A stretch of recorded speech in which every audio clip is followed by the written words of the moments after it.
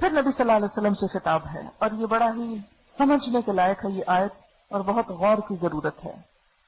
یا ایھا النبی، اے نبی صلی اللہ علیہ وسلم، انا احللنا لک ازواجک، بے شک ہم نے حلال کی تیرے لیے تیری بیویاں، ہم نے حلال کی۔ یہ وہ آیت ہے جس میں ان باتوں اور اعتراضات کا جواب ہے جو کرسچن مشنریز ہمیشہ نبی صلی اللہ علیہ وسلم کے حوالے سے اسلام کے پہلے اعتراض کے طور پر کرتے ہیں کہ نبی صلی اللہ علیہ وسلم نے اتنی شادیاں کیوں کی، اتنی بیویاں کی، اور یہ کیسا اسلام ہے جس کا لانے والا نعوذ باللہ اتنا عیاش ہے۔ یہ لفظ استعمال ہوتے ہیں، اس سے بھی سخت گندے لفظ جو بولنے کے قابل نہیں ہے۔ یہ لفظ صرف اس لیے کہتے ہیں نا، نقل کفر نقل نہ باشد، کفر کو نقل کرنا کفر نہیں ہوتا، کفر نہ باشد، یعنی کفر نہیں ہوتا جب کفر کو آپ بتاتے ہیں۔ اب یہ ہے کہ کیوں کی، اس کا جواب ہے انا احللنا لک، ہم نے تیرے لیے حلال کی تھی، بس یہاں بھی اگر ہم فل سٹاپ لگا دیں کافی ہے جواب۔ مسلمان کیا اعتراض کرتے، سو کال مسلمان 4 سے زیادہ کیوں شادیاں کی، اس کا بھی جواب یہی ہے کہ انا احللنا لک، ہم نے تیرے لیے حلال کی تھی، جیسے دوسرے مسلمانوں پہ حرام ہم نے کی ہے نا، تو تیرے لیے حلال ہم نے کی ہے، ہم ہیں یہ کرنے والے، کسی کو کیا اعتراض ہے؟ اگر مانتے ہو رب کو تو مان لو اس کا یہ حکم، اور اگر نہیں مانتے تو ختم بات۔ تو جب کوئی آپ سے کہے کہ نبی صلی اللہ علیہ وسلم نے اتنی شادیاں کیوں کی تھی، یا آپ کے اپنے دل میں وسوسہ آئے یا خیال آئے، تو فوراً کہیں یہ اللہ کا فیصلہ تھا، اللہ نے کیا تھا یہ، اور ہمارا کام کیا ہے؟ اللہ کے فیصلوں کو قبول کریں۔ ہاں، اس کے بعد آپ کریں حکمتیں تلاش کہ یہ کیا ہوا کہ آخری 7 سالوں میں یہ سب شادیاں ہوئی، ابتدا میں یہ نہیں ہوا۔ ان میں سب سے پہلے آپ دیکھتے ہیں کہ آپ صلی اللہ علیہ وسلم کا نکاح حضرت خدیجہ سے ہوا تھا۔ اس وقت آپ کی عمر 25 سال، حضرت خدیجہ کی عمر 40 سال تھی۔ عرب جیسے ماحول میں، انتہائی گرم اور انتہائی آزاد ماحول میں، ایک شخص کا 25 سال تک کسی قسم کی کسی لڑکی سے دوستی یا چھپے تعلق کو قائم کرنا کچھ بھی نہ تھا، اور پھر ایک ایسی عورت سے شادی کی کہ جو آپ سے بھی 15 سال بڑی، 1 سال 2 سال نہیں، 15 سال بڑی، میچور خاتون، جس کی شرافت اور دیانتداری اور قابلیت کے آپ معترف تھے۔ پھر آپ دیکھیں کہ جب تک حضرت خدیجہ زندہ رہیں آپ نے کوئی اور نکاح نہیں کیا۔ پھر کچھ عرصہ تک آپ کی کوئی بھی بیوی نہ رہی حضرت خدیجہ کے فوت ہونے کے بعد۔ پھر حضرت سودا سے آپ نے نکاح کیا ہجرت سے 3 سال پہلے۔ حضرت خدیجہ کی وفات کب ہوئی تھی؟ عام الحزن جس کو کہا جاتا ہے۔ پھر اس کے بعد حضرت سودا سے 10 نبوی میں آپ نے نکاح کیا۔ پھر اس کے بعد آپ دیکھتے ہیں کہ حضرت عائشہ سے آپ کی جو نکاح ہوا اور جو رخصتی ہوئی وہ 1 ہجری میں ہوئی، یعنی حضرت سودا کے نکاح کے 4 سال بعد۔ پھر 4 سال آپ کی ایک ہی بیوی رہی، اور حضرت سودا آپ کو معلوم ہے کیسی تھی؟ بھاری بھرکم تھی، سیاہ رنگ کی تھی، عمر رسیدہ خاتون تھی، 2 دفعہ شاید پہلے سے شادی شدہ تھی۔ حضرت خدیجہ بھی 2 دفعہ پہلے سے شادی شدہ تھی۔ آپ نے پہلی شادی بھی کسی کنواری لڑکی سے نہیں کی، عمر رسیدہ تھی حضرت سودا۔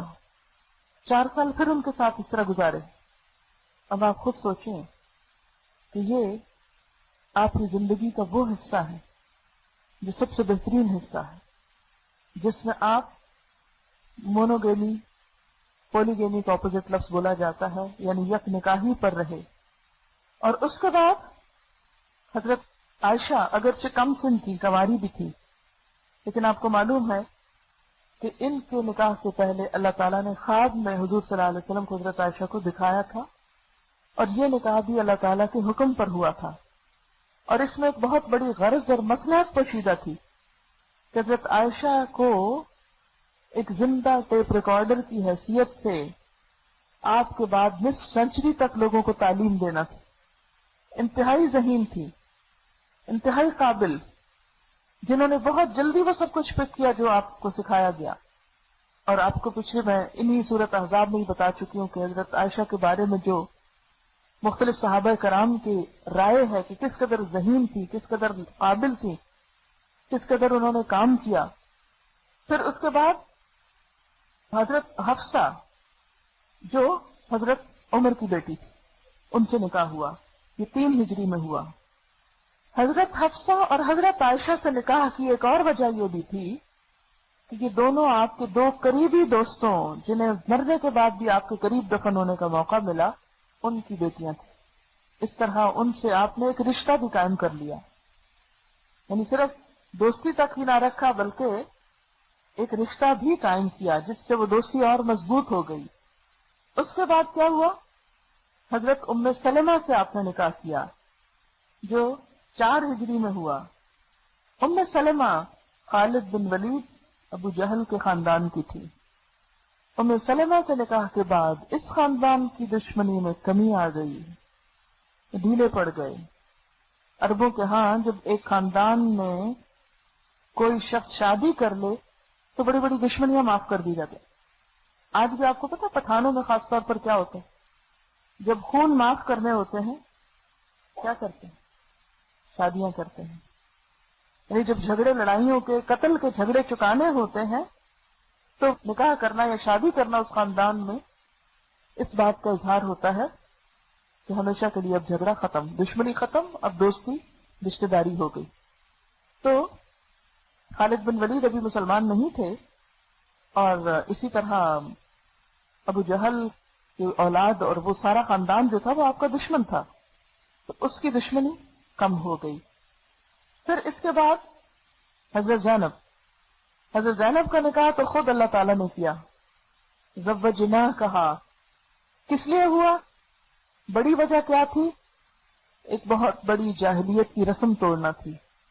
تبنیت کی رسم، منہ بولے بیٹے کی رسم ختم کرنا مقصود تھی. یہ ہے وہ بیویاں جن کو آپ نے مہر دے کر باقاعدہ ان سے نکاح کیا. حضرت زینب کے بارے میں آتا ہے کہ ان کا نکاح مقرر کیے بغیر نکاح ہو گیا تھا اللہ تعالیٰ کی طرف سے، لیکن آپ نے کسی بھی اپنی زوجہ کو مہر کے بغیر نہیں رکھا، کیونکہ آگے آیا ہے کہ اگر کوئی عورت اپنے آپ کو ہبہ کرے یعنی بغیر مہر کے تو بھی آپ اس سے نکاح کر سکتے ہیں، لیکن آپ نے کسی کو بھی بغیر مہر کے نہیں رکھا. اس کے بعد لونڈیاں، ان میں غزوہ بنو قریظہ کب ہوا تھا؟ یہ غزوہ احزاب کے بعد. اس میں حضرت ریحانہ آئی تھی. غزوہ بنو المستلق حضرت جویریہ. غزوہ خیبر حضرت صفیہ بنت حیی ابن اخطب، اور مقوقس کی بھیجی ہوئی ماریہ قبطیہ. ان میں سے جو 2 پہلی ہیں حضرت ریحانہ اور جویریہ، ان کو آپ نے آزاد کیا اور ان سے نکاح کر لیا. اسی طرح حضرت صفیہ سے بھی آپ نے نکاح کیا اور ان کا مہر کیا رکھا؟ ان کی آزادی. حضرت ماریہ سے آپ نے بر بنائے ملک یمین تمتع کیا تاکہ لوگوں کے اندر آپ ان سے بھی نکاح کر لیتے. بہت سے لوگ کہتے نا کیوں نہ شادی کی ان سے، شادی کرتے. اس لیے نہیں کی تاکہ لونڈی کے ساتھ تمتع کو برا نہ سمجھا جائے، اسے حلال سمجھا جائے. تمتع بھی تو ایک طرح سے نکاح ہی ہوتا ہے نا، لفظ ہی فرق ہے.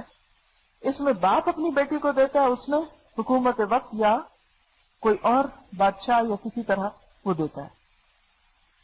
اچھا اب یہ کیا ہوا؟ یہ سب تقریباً یہودی قبائل کی خواتین ہیں جیسے حضرت صفیہ اور حضرت ریحانہ.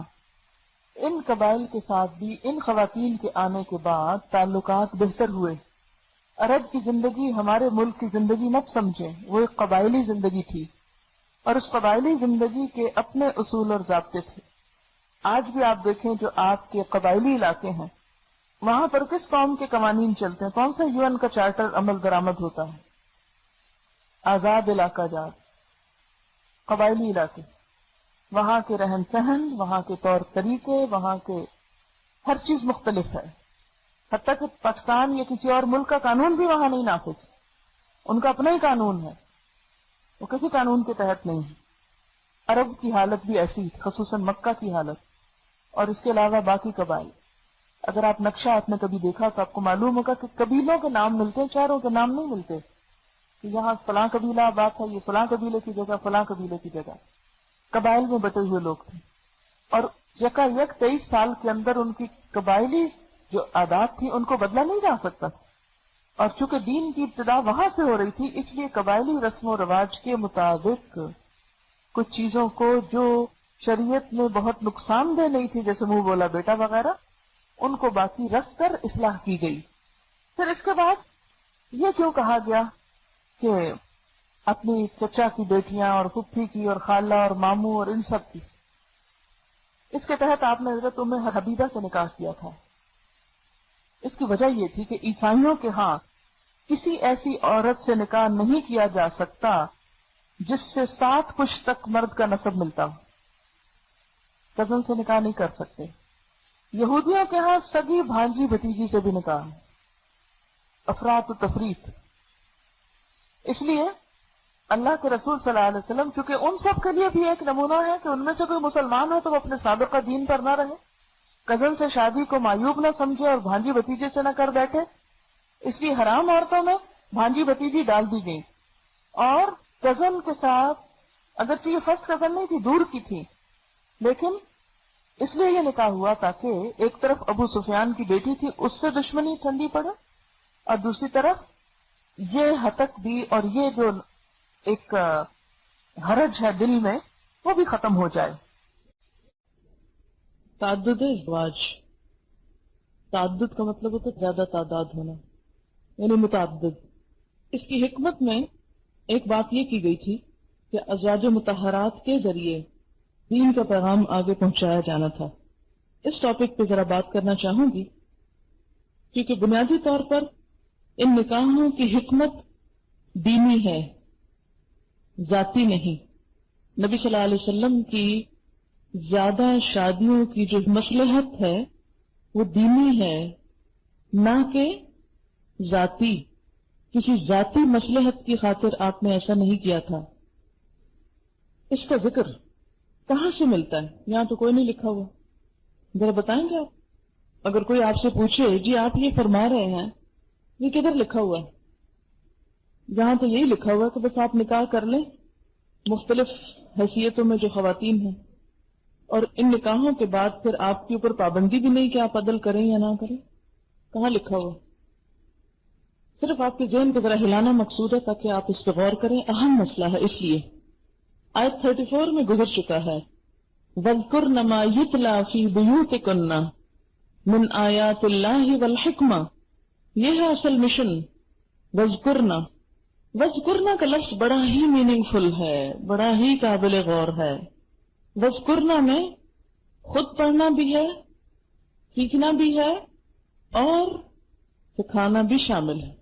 نبی صلی اللہ علیہ وسلم باقاعدہ تعلیم دیتے تھے. عصر کے بعد ازواج مطہرات کے لیے وقت مقرر تھا.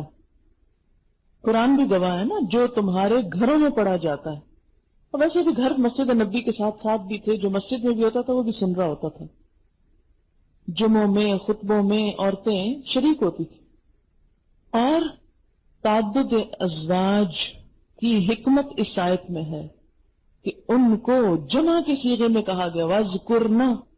اور آپ اگر حضرت عائشہ، حضرت ام سلمہ، حضرت میمونہ اور حضرت حفصہ کا خاص طور پر علم ایک طرف رکھیں اور دوسری طرف مردوں کا رکھیں تو شاید ان کا پلہ بھاری ہو جائے.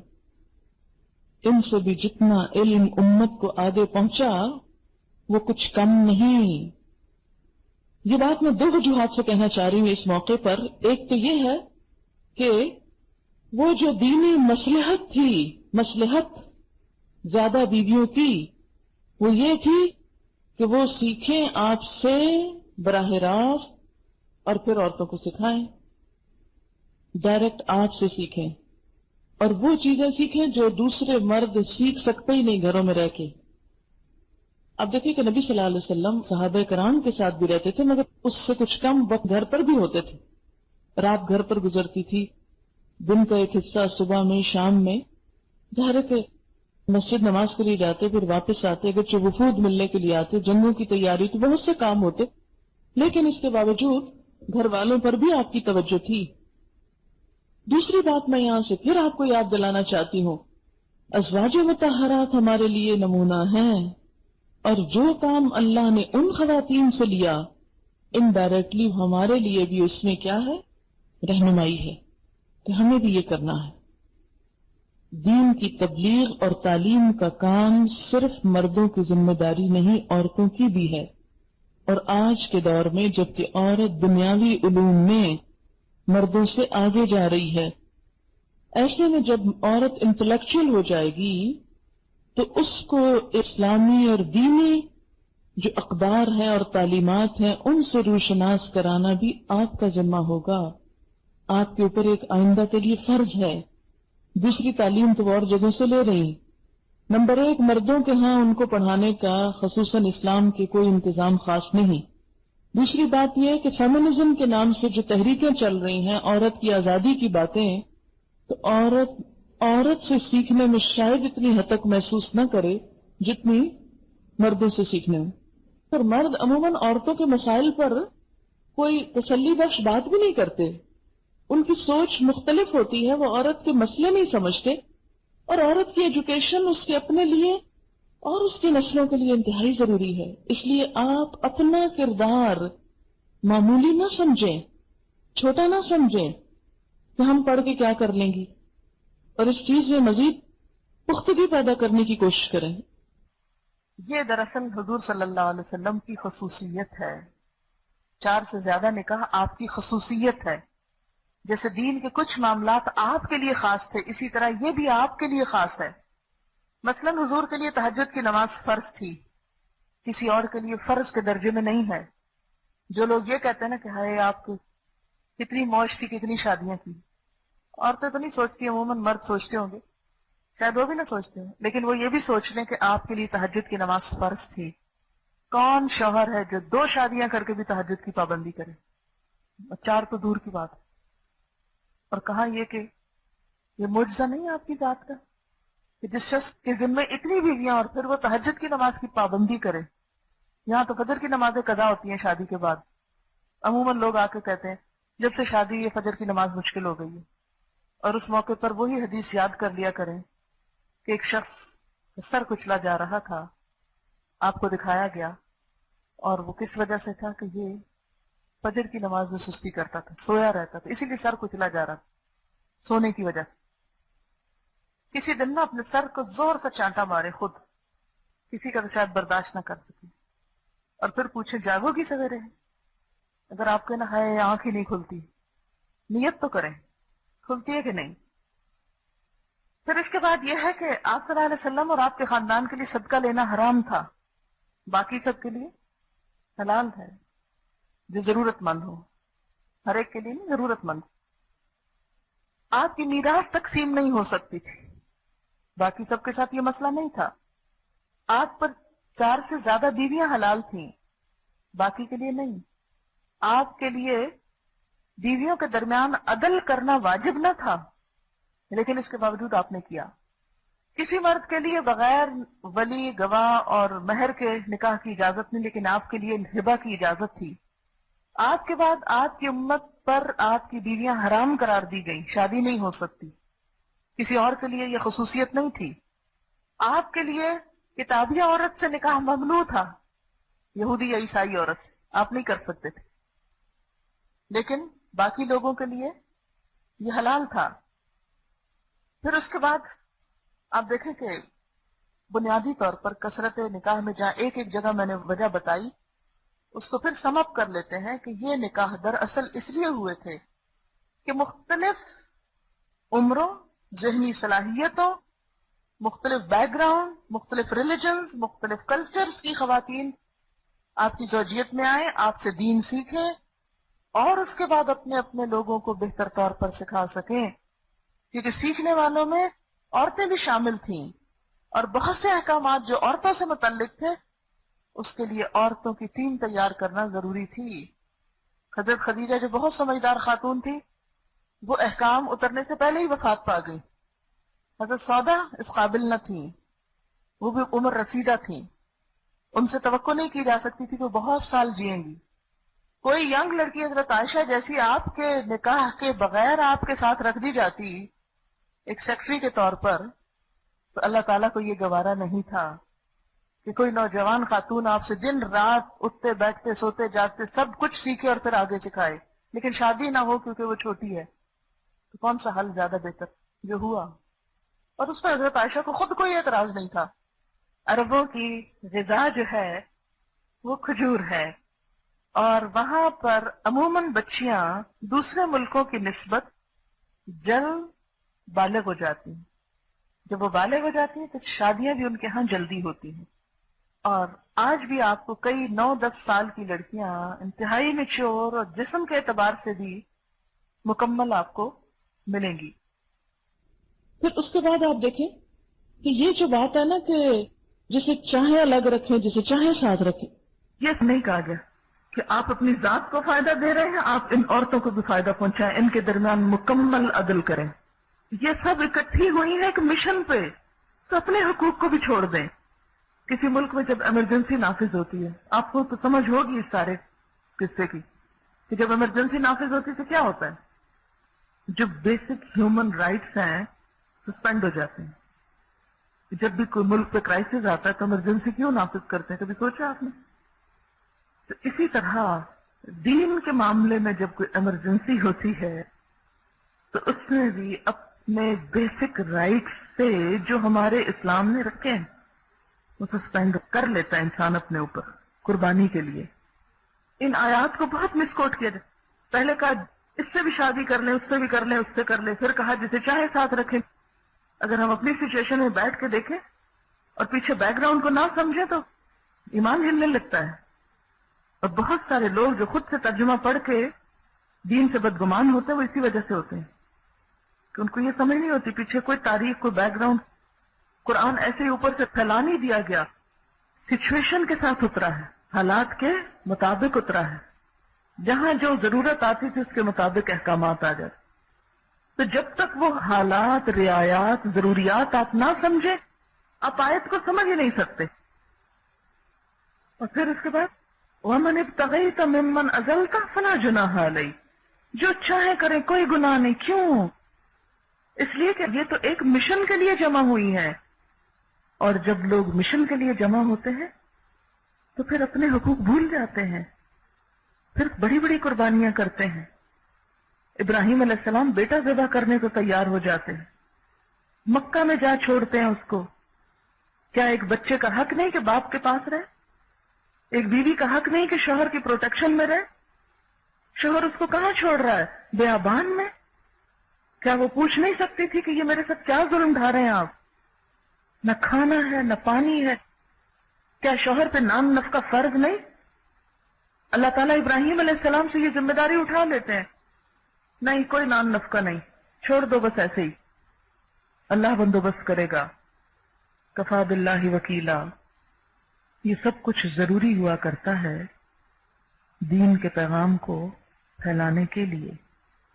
اب دیکھیں کہ دنیاوی اعتبار سے جب کوئی شخص کسی مشن پہ جاتا ہے کسی بہت بڑے عہدے کے ساتھ، کیا کسی کے دل میں بھی خیال آتا ہے اس کے بچوں کا کیا ہوگا، اس کے شوہر کا کیا ہوگا، اس کے گھر کا کیا ہوگا؟ آتا ہے؟ اور بعض حالات میں بڑے سے بڑے عہدے پہ ہوتے ہوئے لوگ اپنے بچوں، بیوی، گھر والوں کو ساتھ نہیں رکھ سکتے، لیکن سب بیوی بچے جدائی خوشی سے برداشت کرتے ہیں کہ ڈھیر سارے ڈالرز آئیں گے، بڑی سی تنخواہ آئے گی، برداشت کرتے ہیں نا۔ بہت ساری ڈیوٹیز ایسے ہوا کرتی ہیں، دنیا کے چند روپوں کی خاطر ہم بڑی سے بڑی قربانی دے سکتے ہیں، بڑی سے بڑی جدائیاں اٹھا سکتے ہیں، بڑے سے بڑے پیمانے پر، چھوٹے پیمانے پر بھی۔ آپ دیکھیں کئی مزدور جاتے ہیں یہاں سے مڈل ایسٹ وغیرہ میں، کئی سال گھر نہیں آتے، بیوی بچوں کی شکل نہیں دیکھتے، کوئی شکوہ نہیں کرتا، سب پریپیئرڈ ہے۔ کیوں؟ 2 وقت کی روٹی چاہیے، بھوکے نہیں رہ سکتے، جنت کی کوئی قیمت ہی نہیں، دین کی کوئی ویلیو ہی نہیں، اللہ کا پیغام اس قابل ہی نہیں کہ اس کے لیے بھی کوئی شخص اپنی روٹین کی لائف جو ہے اسے قربان کر سکے۔ عموماً ہم ان چیزوں کے بارے میں کم سوچتے ہیں۔ آپ نے امام ربیعہ رائی کی کہانی سنی تھی؟ پڑھا ہے قصہ؟ ان کے والد کتنے سال بعد آئے تھے؟ 26-27 سال بعد آئے تھے۔ کہاں تھے؟ بزنس کرنے گئے ہوئے تھے، اللہ سے بزنس کرنے گئے ہوئے، جہاد پر تھے۔ ایسے ہی تو نہیں اتنا بڑا علاقہ مسلمانوں نے فتح کر لیا تھا۔ آج کیوں پٹ رہے ہیں ہر جگہ؟ اسی وجہ سے کہ کوئی اپنی دنیا قربان کرنے کو تیار نہیں، اپنے دین کی خاطر، اپنی آخرت کی خاطر۔ اگرچہ حضرت عمر رضی اللہ تعالیٰ عنہ نے 4 ماہ سے زیادہ فوجوں کو عام حالات میں، کیونکہ ہر ایک یہ قربانی نہیں کر سکتا، 4 ماہ تک بس رکھے، اس کے بعد واپس ایک اصول بنا دیا تھا۔ لیکن کچھ لوگ ایسے تھے کہ جنہوں نے 4 ماہ نہیں، 4 سال نہیں، کئی سال کی قربانی کی۔ ان میں امام بخاری کا نام بھی آتا ہے۔ اکا دکا لوگ بھی ایسے ہوں تو قوموں کی تقدیریں بدلا کرتی ہیں، لیکن اگر سارے ہی خود غرض ہو جائیں پھر مشکل ہو جاتی، جو ہو چکی ہے۔ بہرحال پھر مزید آپ کو رعایت دی گئی کہ اتنی بیویوں کے ساتھ عدل کرنا تو بہت ہی مشکل بات ہے، اس لیے آپ کیا کریں؟ ترجی من تشاء منہن، دور رکھیں جس کو آپ چاہیں ان میں سے، وتؤوی الیک من تشاء، اور جگہ دیں اپنے پاس جس کو آپ چاہیں، ومن ابتغیت ممن عزلت فلا جناح علیک، اور اس معاملے میں بھی تم پر کوئی حرج نہیں کہ جس کو چاہیں الگ رکھنے کے بعد پھر پاس بلا لیں، پاس رکھیں، باری مقرر کریں، نہ کریں، کچھ بھی کریں، آپ کے لیے سب اجازت ہے، سب رخصت ہے۔ اس سے مراد کیا تھی؟ آپ کو خاندانی الجھنوں سے نجات دینا تھا تاکہ آپ پورے سکون کے ساتھ اپنا کام کر سکیں۔ صاف الفاظ میں اللہ تعالیٰ نے حضور صلی اللہ علیہ وسلم کو اختیار دیا کہ جس کے ساتھ جو چاہے برتاؤ کرے، آپ سے پوچھا نہیں جائے گا۔ یہ بھی آپ کی خصوصیت ہے، باقی لوگوں کے لیے نہیں ہے۔ آپ کو پتہ ہے کہ عموماً عورتیں بڑی شکایت کرتی، مردوں کو کیوں اجازت ہے 2 شادیاں کرے، عورتوں کو کیوں اجازت نہیں؟ آپ کو پتہ ہے کتنی سخت شرط ہے عدل کی، اور اگر کوئی عدل نہ کرے تو قیامت کے دن اس طرح آئے گا کہ اس کا آدھا جسم اس سے الگ ہو چکا ہوگا، احد شقی، یعنی ہاف اس کی باڈی الگ پھینک دی جائے گی، ادھورا انسان آئے گا۔ سخت ترین شرط ہے، اتنا آسان اور مذاق کا معاملہ نہیں کہ جس عورت کو دل آیا جا کے نکاح کر لیا اور دوسری کو اس دھمکی میں رکھا کہ مجھے اجازت جو ہے، اجازت ہے بہت سی سخت شرائط کے ساتھ، اور اگر کوئی ان کو پورا نہیں کرتا تو ایک عورت کی دنیا میں زندگی تو حرام ہوگی چند سالوں کے لیے، لیکن اس شخص کی آخرت ہمیشہ کے لیے برباد ہو جائے گی کہ جو عدل نہیں کرے گا۔ بہرحال اب اس میں یہ ہے کہ آپ صلی اللہ علیہ وسلم کو باری مقرر کرنے یا نہ کرنے کی اجازت تھی، لیکن اس کے باوجود ہم احادیث میں دیکھتے ہیں کہ آپ صلی اللہ علیہ وسلم نے باریاں مقرر کر رکھی تھیں۔ حضرت عائشہ کہتی ہیں کہ رسول اللہ صلی اللہ علیہ وسلم باریوں کی تقسیم میں ہم میں سے کسی کو کسی پہ ترجیح نہ دیتے تھے، کوئی ناانصافی نہیں ہوتی تھی۔ اگرچہ کم ہی ایسا ہوتا کہ آپ کسی روز اپنی سب بیویوں کے ہاں نہ جاتے ہوں، ہر روز سب کے ہاں۔ آپ دیکھیں اگر ہمیں ہر روز 9 گھر وزٹ کرنے پڑے، کر سکتے ہو؟ کس قدر معجزہ ہے آپ کا۔ 9 لوگوں کا خرچ اٹھائیں، ان کے کھانے پینے کا انتظام کرنا، ان کو گھر پرووائڈ کریں۔ آپ سب بیویوں کے ہاں روزانہ جاتے، مگر جس بیوی کی باری کا دن ہوتا اس کے سوا کسی دوسری کو چھوتے بھی نہ تھے۔ اور ایک اور روایت میں آتا ہے کہ حضور جب آخر میں بیمار ہو گئے اور آپ کے لیے ہر ایک کے ہاں جانا مشکل ہو گیا تو سب بیویوں سے آپ نے اجازت طلب کی کہ مجھے عائشہ کے ہاں رہنے دو، جس پر سب نے اجازت دے دی۔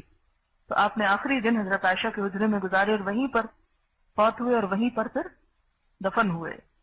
انتہائی بڑھاپے کے عالم میں حضرت سودا کے بارے میں ملتا ہے کہ انہوں نے اپنی باری حضرت عائشہ کو بخش دی تھی۔ اچھا اب یہ کیوں کیا گیا؟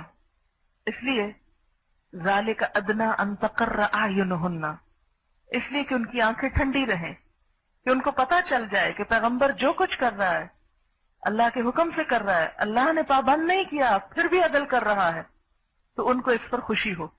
اگر وہ اپنا حق سمجھ کے لیتی تو خوشی نہ ہوتی. کوئی بھی چیز جب آپ اپنا حق سمجھ کے لیتے ہیں تو ہمارا حق رائٹ ہے تو اس پہ آپ خوش نہیں ہوتے. جب کوئی چیز آپ کو آپ کے رائٹ کے بغیر ملتی ہے تو اس پر آپ خوش ہوتے ہیں.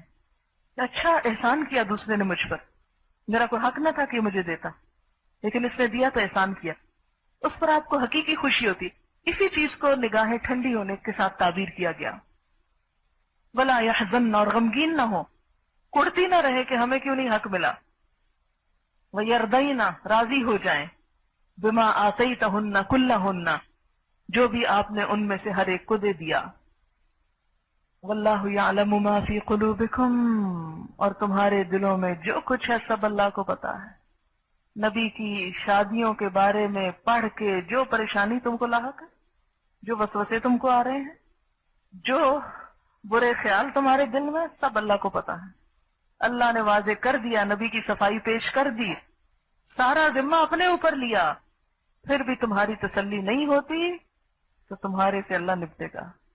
واللہ یعلم ما فی قلوبکم وکان اللہ علیما حلیما, اور ہے اللہ علم والا, جاننے والا, بردبار. پتہ ہونے کے باوجود کہ کس کے دل میں کیسے گندے خیال آ رہے ہیں, کتنے خراب وسوسے آ رہے ہیں, پھر بھی وہ فوراً نہیں پکڑ لیتا. آؤ میں تمہیں پٹھاؤں کہ تم میرے حبیب کے بارے میں یہ سوچ رہے ہو. مثلا حضور کی 4 شادی سے زیادہ کی بات ہوئی. اب ایک چیز یہ کہ ہم اس کی دلیلیں, تعویلیں اور ایک معذرت خواہانہ رویہ اختیار کر لیں, اسے کنی کترائیں کہ ہاں اس موضوع پہ بات نہ کرے کوئی مجھ سے. میں نے اس موضوع پہ کئی جگہ ٹاک بھی دی ہے, انٹینشنلی دی ہے. مثلا یہ جو میلاد وغیرہ کا مہینہ آتا ہے کہ ہم حضور صلی اللہ علیہ وسلم کی مدح میں, شان میں بہت سی نعتیں تو پڑھتے رہتے ہیں, لیکن وہ جو یلغار آ رہی ہے آپ کی ذات پر حملوں کی, اس کی بھی تو اصلاح کرنی چاہیے. شرماتے ہیں, ڈرتے ہیں یہ کہتے ہوئے کہ آپ نے اتنی شادی کی. یہ ایک فیکٹ ہے, یہ ایک حقیقت, اسے ایکسپٹ کریں.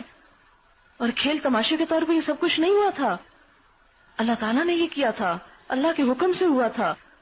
اس کی حکمتیں اور مصلحتیں جو وَاذْكُرْنَ مَا يُتْلَىٰ فِي بُيُوتِكُنَّ کے ساتھ ملا کے آپ کو بتایا گیا, بالکل واضح ہو جاتی ہے بات. اور ترجی من تشاء منہن وتؤوی, اس سے بھی واضح ہو جاتی ہے بات کہ اصل مقصد کیا تھا شادی کا, اور دل میں کوئی جھول نہیں رہتا, جو ہوا درست ہوا.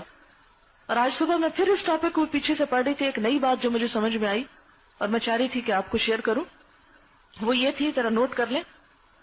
کل میں نے ڈیٹیل تو ساری شادیوں کی آپ کو بتا ہی دی تھی, لیکن اس میں ایک تھوڑی سی بات یہ ہے کہ اگر ہم اس کو کرونالوجیکلی دیکھیں, کرونالوجیکلی ہوتا ہے کہ ڈیٹ وائز, تاریخ وار, تو اس میں ہم دیکھتے ہیں کہ پیدائش سے 25 سال, میں نے ایک چھوٹا سا ایک اپنے پاس میں ایک جدول سا ایسے ہلکا سا بنایا تھا. 5 دور ہے نا جیسے آپ کی شادیوں کے. پہلا دور ہے پیدائش سے 25 سال, کراس لگا دیں آگے, کوئی شادی نہیں ہوئی.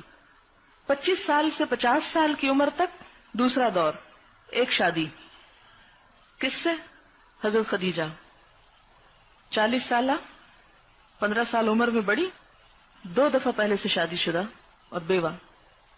تیسرا دور ہے 50 سے 55 سال, ایک خاتون حضرت سودا جو 50 سالہ تھیں.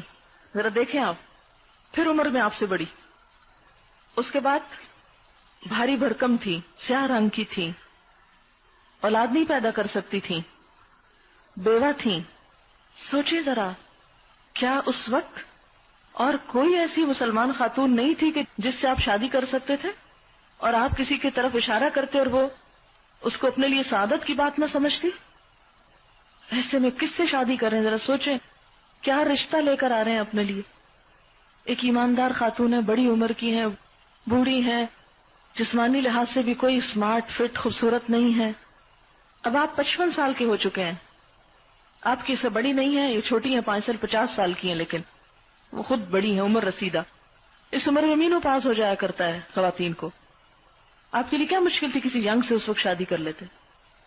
بہرحال 55 سال تک آپ نے مونوگیمی کے اصول پر عمل کیا, یعنی صرف ایک ہی شادی رہی آپ کی. پھر اگلا دور آتا ہے چوتھا, 55 سے 60 سال, 55 to 60 ایئرس. یہ جو بیچ میں 5 سالہ دور ہے, اسی میں زیادہ تر نکاح ہوئے ہیں. ٹھیک ہے, اسی میں نکاح ہوئے جو ہوئے ہیں, یہ جو باقی ہیں. حضرت عائشہ کی رخصتی سے لے کر حضرت زینب، حضرت ام سلمہ، حضرت ام حبیبہ، اور وہ جو سب تفصیل آپ پڑھ چکے.